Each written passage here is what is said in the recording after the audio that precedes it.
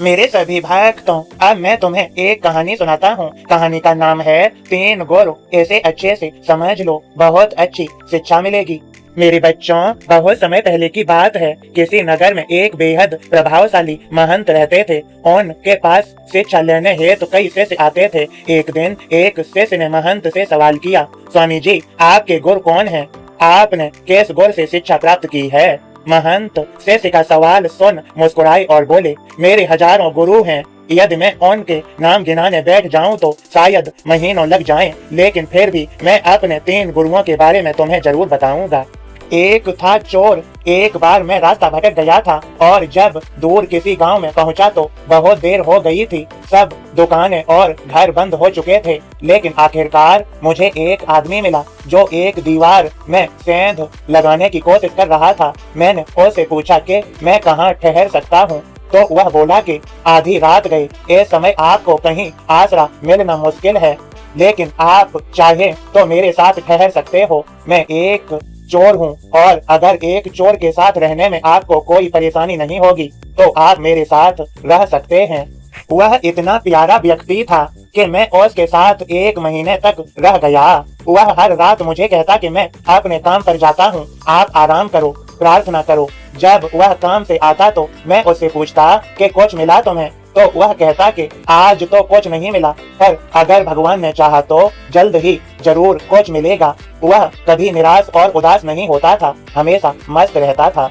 जब मुझे ध्यान करते हुए सालों साल बीत गए थे और कुछ भी हो नहीं रहा था, तो कई बार ऐसे क्षण आते थे कि मैं बिल्कुल हताश और निराश होकर साधना वादना छोड़ लेने की ठान लेता था। और तब अचानक मुझे उस चोर की याद आती जो रोज कहता था कि भगवान ने चाहा तो जल्द ही कुछ जरूर मिलेगा। और मेरा दूसरा गुरु एक कुत्ता था। एक बहुत गर्मी वाले दिन में बहुत प्यासा था मैं और पानी के तलाश में घूम रहा था कि एक कुत्ता दौड़ता हुआ आया। वह भी प्यासा था। पास ही एक नदी थी। उस कुत्ते ने आगे जाकर नदी में झांका तो उसे एक और कुत्ता पानी में नजर आया जो कि उसकी अपनी परछाई थी। कुत्ता उसे देख बहुत डर गया। वह परछाई को देखकर भौंकता और पीछे हट जाता, लेकिन बहुत प्यास लगने के कारण वह वापस पानी के पास लौट आया। अंततः अपने डर के बावजूद वह नदी में कूद पड़ा और उसके कूदते ही वह परछाई भी गायब हो गई।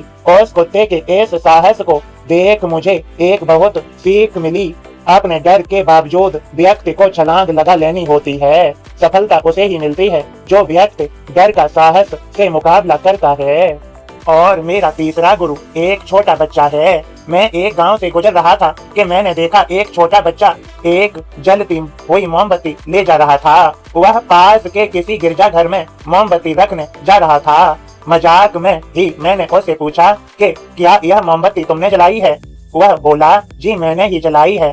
तो मैंने उससे कहा कि एक क्षण था जब यह मोमबत्ती बुझी हुई थी और फिर एक क्षण आया जब यह मोमबत्ती जल रही है। क्या तुम मुझे वह स्रोत दिखा सकते हो जहाँ से यह ज्योत आई? वह बच्चा हंसा और मोमबत्ती को फूंक मारकर बुझाते हुए बोला, अब आपने ज्योति को जाते हुए देखा है, कहाँ गई वह? आप ही मुझे बताइए।